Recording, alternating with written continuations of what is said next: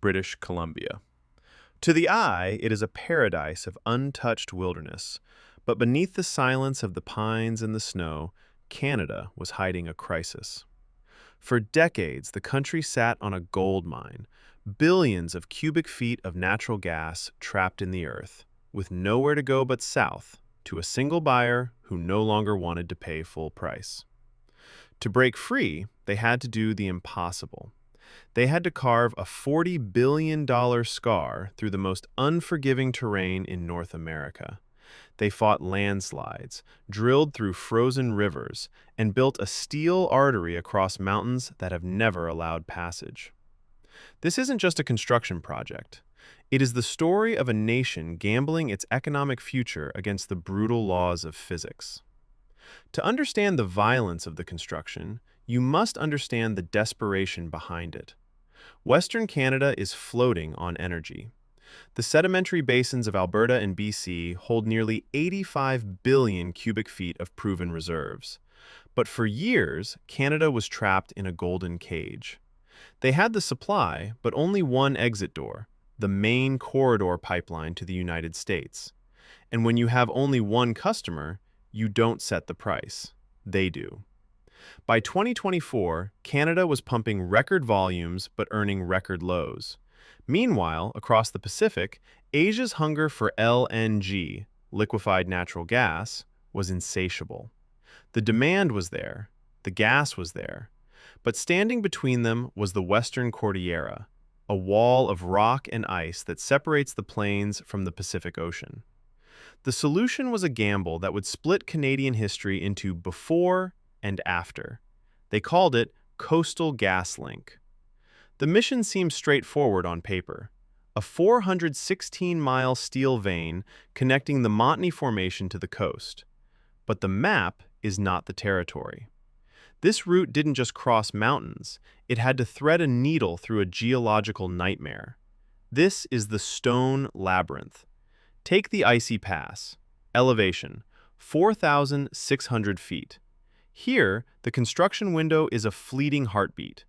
In summer, the slopes are prone to catastrophic slides. In winter, the world turns into a white desert. Paradoxically, the freezing cold became their ally.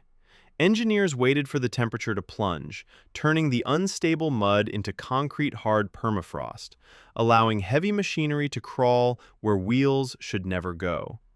But on the steepest grades, even treads failed. They resorted to spider tactics.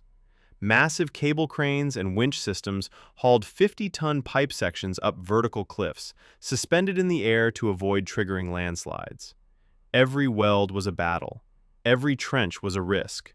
They crossed 700 bodies of water. In some places, they couldn't touch the water at all, forcing them to tunnel deep beneath riverbeds, threading the pipe through the earth like a surgical needle, leaving the current undisturbed above. The pipeline was only half the equation. You can't ship gas across an ocean until you change its state of matter. At the end of the line, in Kitimat, a new industrial titan rose from the wilderness. LNG Canada. Costing nearly $30 billion alone, this facility is a thermal fortress. Here, the gas travels through trains, massive liquefaction lines that chill the vapor to minus 259 degrees Fahrenheit. It shrinks, densifies, and transforms into a clear, volatile liquid ready for the open sea. By late June 2025, the theory became reality. The first tanker departed Kitimat. It wasn't just a shipment, it was a signal fire. Canada had finally broken the wall.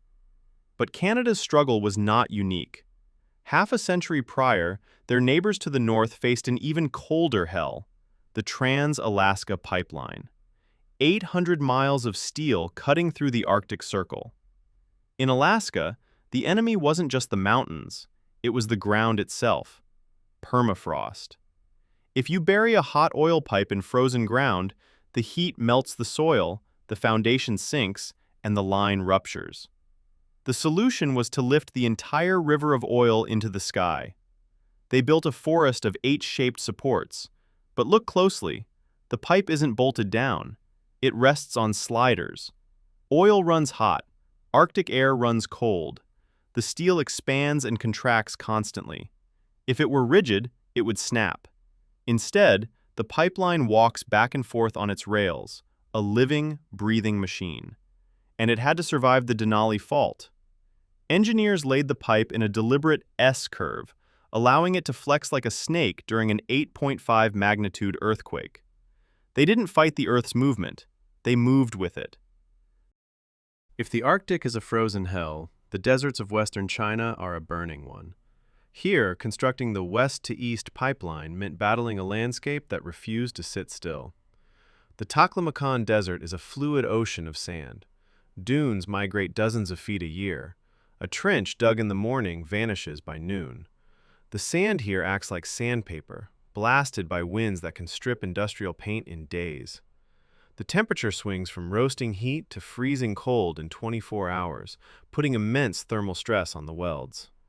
The Chinese solution was biological warfare against the desert. They didn't just lay pipe, they planted a forest. They engineered drought-resistant green belts along the route, living roots to grip the sand and lock the dunes in place. Beneath them, high-strength steel, X-rayed for microscopic flaws, carries gas at pressures deep-sea submarines would envy. Sometimes, the resource isn't energy, it's survival. In 2015, northern Cyprus was dying of thirst. Aquifers were salting over. The only hope was water from Turkey, 50 miles away across the Mediterranean. But the seafloor was a chaotic abyss of canyons and slopes. You couldn't lay a pipe on the bottom. The pressure at 800 meters depth would crush standard infrastructure. So, engineers did something out of a science fiction novel. They refused to touch the bottom. They built the world's first suspended water pipeline. Using high-density polyethylene, a plastic that bends but never breaks, they floated the pipeline in the middle of the water column, tethered to the abyss by cables and anchors. It hangs there today, a submerged umbilical cord delivering 20 billion gallons of fresh water a year to an island that would otherwise wither. From the frozen peaks of British Columbia to the suspended depths of the Mediterranean, these projects are more than infrastructure. They are the result of a desperate calculus. When the need for energy or water outweighs the fear of nature, humanity will carve, blast, and float its way to survival.